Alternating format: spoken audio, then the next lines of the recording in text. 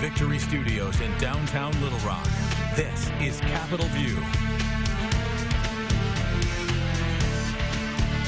Good Sunday morning, everybody. Welcome to Capitol View on this holiday weekend. I'm Bob Clausen. Certainly hope your 4th of July festivities have been fun and safe. Well, it certainly may have been a holiday week, but some legislation still making headlines. Just over a week ago, the Trump administration eliminated an Obama-era rule that aimed to ensure for-profit schools were providing programs that led students into jobs that paid enough to pay off their loans. However, a top Republican in the Senate has been working on legislation he says would simplify and expand the gainful employment rule rather than measure students' debt-to-income ratio. Senator Lamar Alexander wants to measure borrowers' progress repaying their debt. And GOP senators are pushing a bill that would further distance federal funding from abortion services. It would prohibit Title IX funds from being used in clinics where abortions are performed. The money would be diverted to women's health care at places like community health centers. Joining us now to talk more about these issues, get a little more in depth, our Washington, D.C. correspondent, Jesse Tenor. Jesse, great to see you. Thanks for having me back on the show, Bob. Good to be with you. Well, it's good to have you here on the show, your old show. I want to talk about Senator Alexander. He wants to simplify the student loan repayment thing. He's got two options. What's he trying to cover here? So really what he's trying to tackle is this gainful employment rule. He's saying there has to be a better way first to tackling that. And so you have Education Secretary Betsy DeVos saying that the reason why they wanted to eliminate it is because it wasn't treating students and some of these schools fairly. Democrats, though, are saying that this is really just a prize being handed to for-profit colleges. So they're going to fight back on this. So Senator Alexander's hoping that he can kind of strike the middle here. So what he's trying to do is work on legislation that would kind of reestablish how this gainful employment rule is measured. And so instead of this debt-to-income ratio that it used to measure, he wants to kind of do this to actually measure how students are repaying their debt, how quickly they're able to do that. And then, like you said, Bob, he's also tackling this from another angle, trying to simplify the repayment system for borrowers in general. I'm sure a lot of the people watching, they may even still have student loans themselves, and kind of the way that it may be calculated or the way that they have to go in and repay it will be complicated. That's what Alexander's arguing. And so he has kind of two options: a standard 10-year repayment program and then this income-based repayment plan that would automatically take a set portion, like you do with health insurance, things like that, out of your paycheck. And so that's an idea that's kind of been floated around for maybe the past 5-10 years. It seems simple, but people are, of course, going to push back on that too. So we'll see kind of where that can land. He's also talking about simplifying the FAFSA, saying that that would encourage a lot more people to apply for that. And so definitely a lot going on.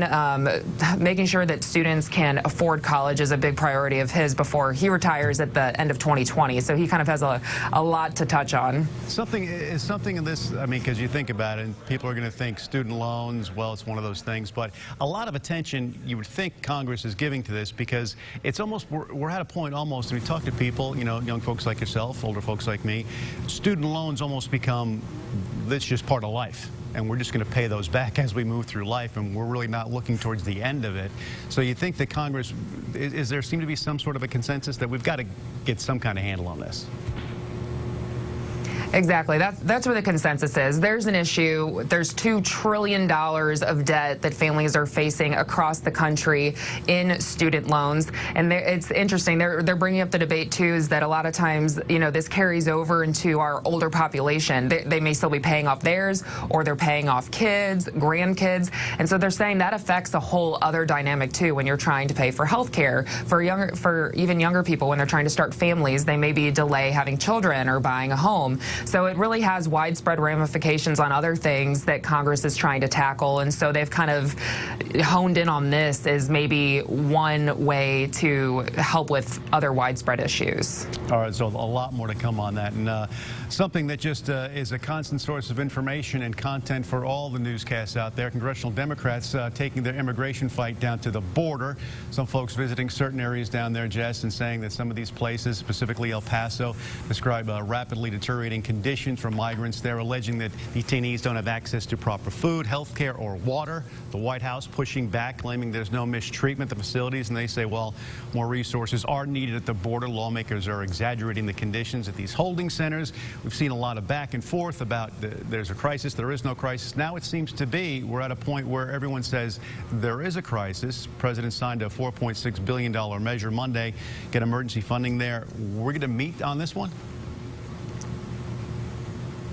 So, yeah, we'll see. So kind of him signing that emergency border funding on Monday, really, that was like the least newsworthy thing moving forward, just because so many other things have happened since then. I know the Senate bill looked different from the House bill. The Senate bill was a little less specific when it came to appropriations, and so that's why some House Democrats are still concerned that, you know, hey, all of this money could even be designated to a wall or something to that effect. And so one of the reasons why they wanted to go down there too is to say, hey, this is why we need money going to these specific things. Look at these conditions. You had Congresswoman Alexandria Ocasio-Cortez even saying that she had heard from people that they were having to drink out of toilets, things of that nature. And then you also have a group bringing out the fact that some of these officers have created this Facebook group that's been going on for quite some time that not only makes fun of some of the people in these areas, but degrades them. And that's kind of what they were able to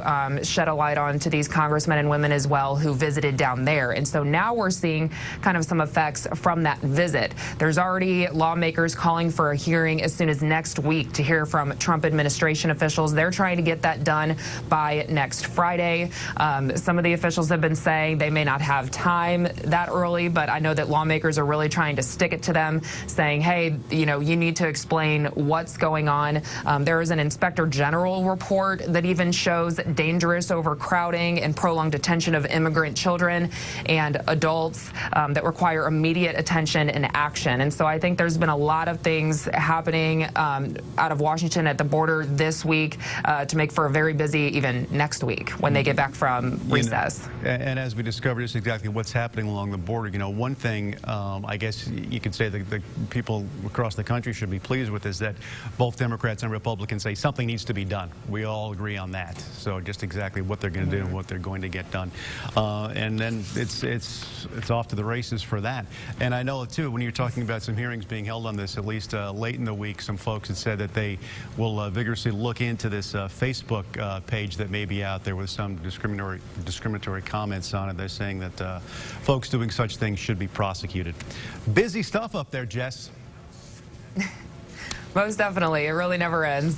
And an exciting time to be in D.C. 4th of July weekend. I'm sure you had an outstanding time. And I didn't get a chance to say it because I was out of town when you left here. But I want to thanks for all the pleasure I had working with you throughout the years here at KRK. You're an absolute professional, and you are where you belong right now. Well, thanks, Bob. That means a lot sitting in this chair right now. I appreciate it. Well, thanks very much, Jess, for joining us on Capitol View. Appreciate it. A busy week in Arkansas sports betting now. Yes, sports betting. Internet sales, tax laws take effect, and a fifth dispensary opening up. We're going to tackle all of that with our numbers guy coming up right after this. You're watching Capitol View on this Sunday morning. New ice cream cookie sandwiches from Sonic. Delicious cookies and real ice cream are on a summer reunion tour. They taste so good live. Hurry in for Sonic Nights. New $1.49 ice cream cookie sandwiches and half-price shakes after 8. Here's your Buick, sir. Actually, that's my Buick. Your Buick doesn't have a roof rack. This is my Buick. How are we going to fit in your mom's Buick? Easy. I like that new Buick. Me too. I was actually talking about that Buick. I knew that. Did you? Buick's fresh new lineup is full of surprises. During Buick's 4th of July sales event, pay no interest for 76 months on most 2019 Buick models. Ever since I was 5 years old, it's been all about football. It's been about running, jumping, blocking, tackling. I have terrible foot issues that prevented me from really having a normal life with my kids. With the good feet, our supports, man, I'm always ready. My kids actually got to enjoy me in the yard more, racing each other, backpedaling, teaching them some things. Being a dad, Try them for yourself with a free arch support fitting and test walk at the Good Feet store.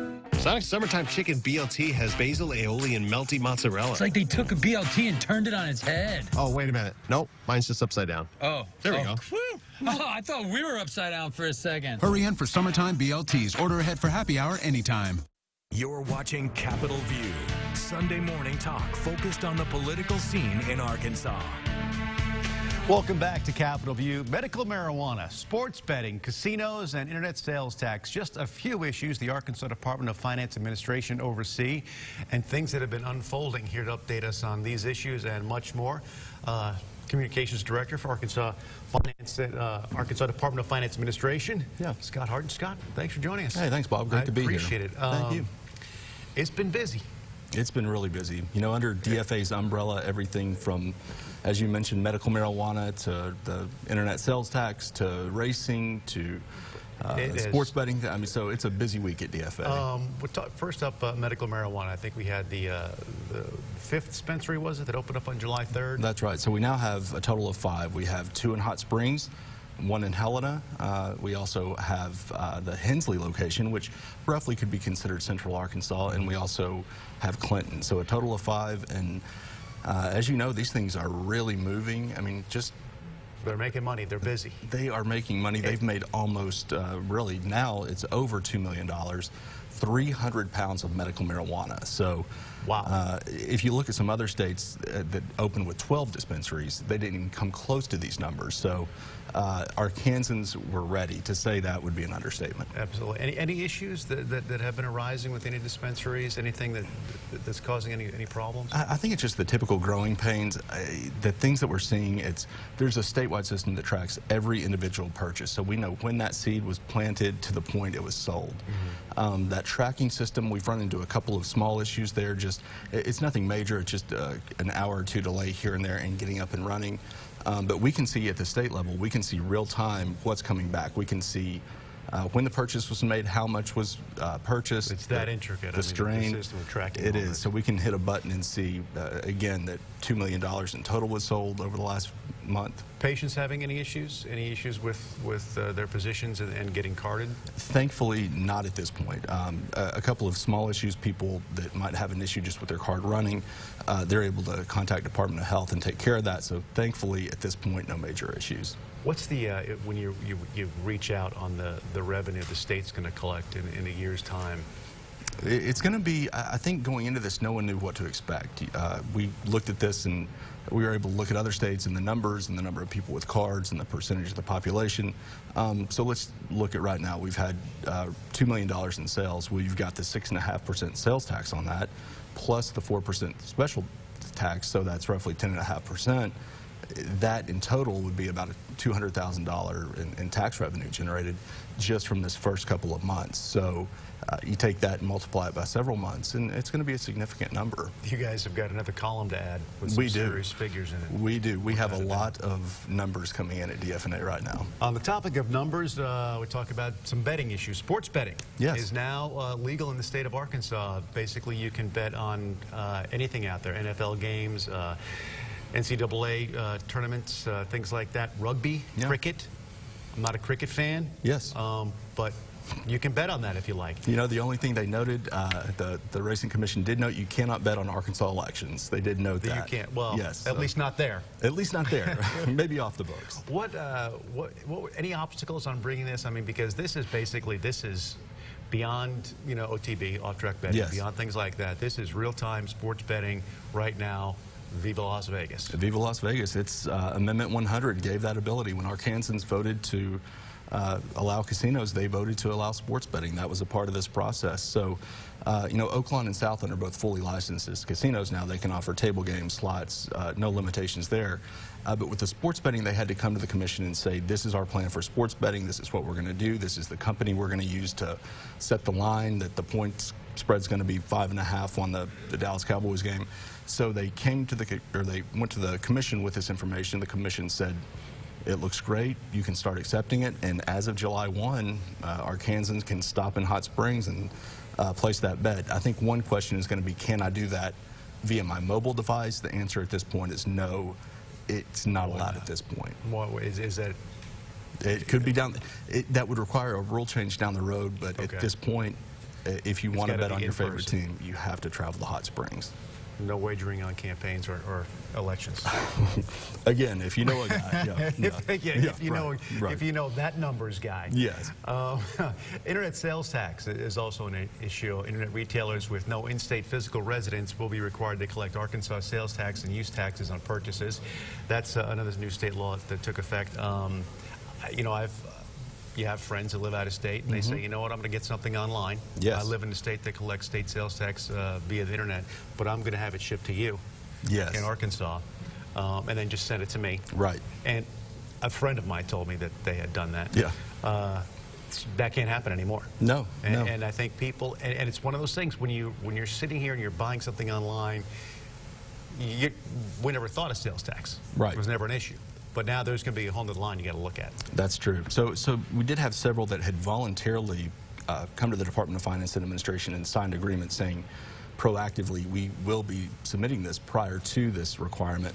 But now it's an absolute requirement. So via that Supreme Court Wayfair decision, states now have the ability to say, yes, if you're an out-of-state retailer not based here in the state physically, we do have the ability to apply a sales tax. So it's all dependent on where you ship that item.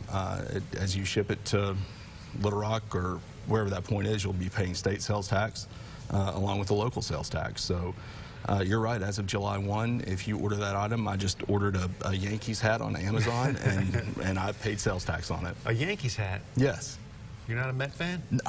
I just went to New York and I fell in love with the Yankees. I had never been to Yankee Stadium, visited, and absolutely fell in love with it. Really? Yes. Didn't you and your dad go to Shea Stadium? We went to so interestingly enough, we went to the old Shea Stadium. We got there, we had some great seats, we sat down, and it was, I loved it. I loved everything. Loved it, but unfortunately it started raining and pouring. We didn't get to watch much baseball, but I'm a new Yankees fan. Well, all right.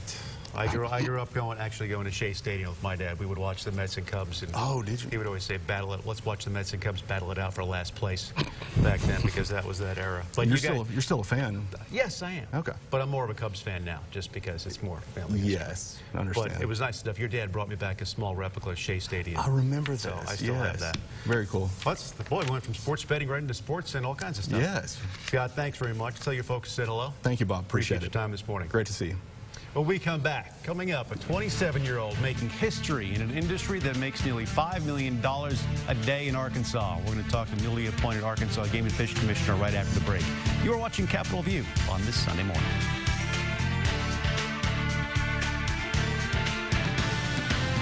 Ground level ozone causes shortness of breath, coughing, and wheezing. Carpooling causes spontaneous mobile dance parties. Take action against ozone today and every day.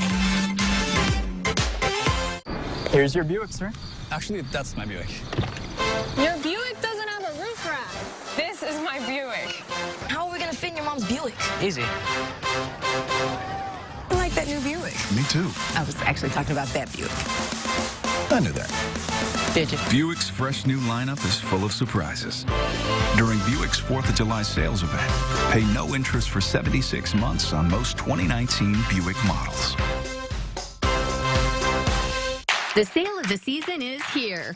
It's the Star Spangled July 4th sale at Furniture Row. Shop today and save big because it's all on sale. All living, all dining, and all bedroom. Find savings on every Denver Mattress brand mattress. Plus, make your money go further with 4 years no-interest financing. That's no interest until July of 2023. But don't wait. The Star Spangled July 4th sale at Furniture Row ends Monday the 8th. One of the hardest things about that day was telling the children that Mom had cancer and to try to help them understand that it was going to be okay when I didn't believe I was going to be okay. I've learned through Dr. Stanley that you cannot be full of fear and full of faith at the same time. Every time he says something, I'm like, oh, wow, I see it. And I get excited because I learned something different. The 2019 RAV4. Don't forget the carabiners. Copy that. With loads of cargo space. You find them? Probably. And the latest tech. We still on for spelunking tomorrow? Totally. I love that. Bye. It was made for a more adventurous you. Right now, get $1,000 customer cash, or qualified lessees can lease the adventurous new 2019 RAV4 LE for only $259 a month. Hurry in today. Toyota, let's go places. Ground level ozone causes eye and throat irritation. Telecommuting causes you to save money on gas and clothing expenses. Take action against ozone, today and every day. You're watching Capitol View, Sunday morning talk focused on the political scene in Arkansas. It gives me great pride to say our next Arkansas Game and Fish Commissioner is Anne Marie Doremus. I want you to know, Anne Marie, that when I hold a news conference, not this many people come see it. I tell you, they are here today because of the excitement of this moment. And yes, you bring a unique perspective to the Arkansas Game and Fish Commission. 27-year-old Anne Marie Doremus making history as the perhaps youngest person and first woman to serve on the Arkansas Game and Fish Commission. We're going to make a correction to that in just a minute. She is joining us now to talk about that and a number of other things. Thanks very much for taking some time to talk about it. Hey, of course. I'm happy to be here this morning. We were talking about this earlier. First woman and youngest, not so. That is not so. Actually, I'm not the first woman. The first was Pat Peacock of Stuttgart, Arkansas, and she was appointed sometime in the 90s. And as far as being the youngest, that is also not true. It was actually Whit Stevens Jr., who I believe was 25 or 26 when he was appointed. So clearly you've got your history down on the Game and Fish Commission. What led you to this particular point in time? A lot of people are going to think 27 years old, successful businesswoman, and now you land on Arkansas Game and Fish Commission. But this kind of, your whole life was kind of weaving you up to this point. Yes, and it didn't just come out of nowhere. I have been involved with the Game and Fish Foundation since 2016. I was approached about joining their board of directors, and of course I gladly accepted. I wanted to give back to something that has given so much to me, and what better way than the Game and Fish Foundation. So I joined that in 2016, and since then I've actually been the only female on that board. But it has been so much fun. I've gotten a great opportunity to learn about the Arkansas Game and Fish Foundation and Commission as well. It's been a great introduction to meet all the employees, and it's been wonderful. What challenges do you see moving forward, or what I guess you said vision are you going to bring to the Game and Fish Commission? A lot of people can say, you know, there's a bunch of guys on there. They've been on there, some of them ensconced. What are you going to bring to them to say, guys, let's do a little bit something different? Well, for the record, over the past year especially, I've gotten to know each and every one of the commissioners that currently serve on the Game and Fish Commission. And they are all completely different personalities. They are, and they all bring something unique to the table. They're all intelligent businessmen, farmers, and I've learned a ton from them, and then me joining up on this and continuing to learn from them as well as the employees at the Arkansas Game and Fish Commission, I think that I can bring a new perspective that they currently don't have. Yes, being 27 years old, kind of bringing a fresh, I guess a fresh outlook in there, reach out to my generation. And I'm sure there's some people out there saying, I have rifles older than you. But part of what you want to do, too, is to get the older generation, the younger generation together and bring more of those young people out in the woods, get them involved in hunting and fishing. But I like what you say, a quote you had, that getting outdoors is not just about hooks and bullets. You're right. It's not just about hooks and bullets. Arkansas, we have bird watching, a wonderful mountain biking system in northwest Arkansas that I believe was in the top 20 in the country. Over the past 5 years, which just to have that in the natural state is wonderful. And there's just so much more that the Arkansas Game and Fish Commission does that, you're right, not involving hooks and bullets. The numbers, we're not seeing as many people get involved in the outdoors, hunting and fishing. What can you do to help promote the younger generation, or I guess you could say educate them on why they should get out there? Well, my generation is definitely the reason for the license sales being down. I think that it's not that they haven't wanted to go hunting or fishing. I think that the fact of the matter is that they've never had the opportunity. Maybe they didn't have a parent or mentor to take them. And I hope to make education more accessible. In the near future, I hope to have hunter's education in schools across the state of Arkansas. I know in Northwest Arkansas, I went to a Partners in Conservation luncheon back in April. And one thing that I was very impressed about is that in the school system up there, they had started a outdoor skills class, and it counts towards their PE curriculum. And how wonderful would that be to have it in the entire state of Arkansas? Not a bad idea. And when going back to curriculum, this is something you grew up doing. It is. It is. I'm very fortunate to grow up hunting and fishing, hiking, biking, the whole deal. What can you remember? How young were you during your first duck hunt? Because I know you're an avid duck hunter. I am. Well, my dad claims that I was somewhere between 3 or 4 years old, and back in the preschool days. And he took me with him. It was a cold morning, and he was hoping that, maybe this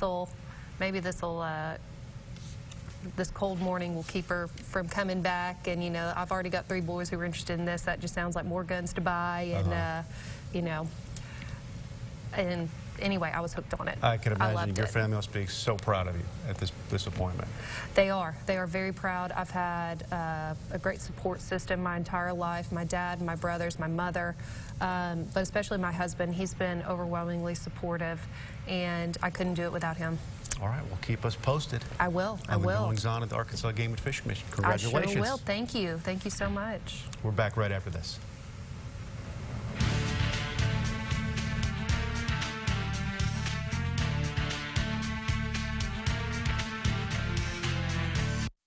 Townley Pool and Spa is the best of the best when it comes to professional water care. Our experts will help you make every day better. We carry BioGuard chemicals offering the True Blue promise. Less maintenance, more time with what matters most. Townley also carries Hot Spring Spa, the #1 selling hot tub in the world. Hot Spring features the Moto massage and the freshwater salt system. Sit back, relax, and say, ah, Townley. Improve the beauty and safety of your home while increasing the value, too. Bill's Fence Company installs all types of residential fencing, such as iron, wood, chain link, and vinyl. We also install gate operators and access controls. Put your tax refund to work for you. Call Bill's Fence Company for your free estimate. You're watching Capitol View, Sunday morning talk focused on the political scene in Arkansas. Other stories making political headlines this week. President Trump met with North Korean leader Kim Jong-un. President Trump pressing his bid for a legacy-defining deal became the first sitting American leader to step foot in North Korea. The Trump administration moves forward with printing the 2020 census forms without a controversial citizenship question. However, that's been up in the air for the most part. Well, that's it for today's show. And don't forget, you can take Capitol View with you on the go. Capitol View podcast. We're back with an all-new Capitol View next week. Certainly hope you had a safe and wonderful holiday weekend, and you have a great week.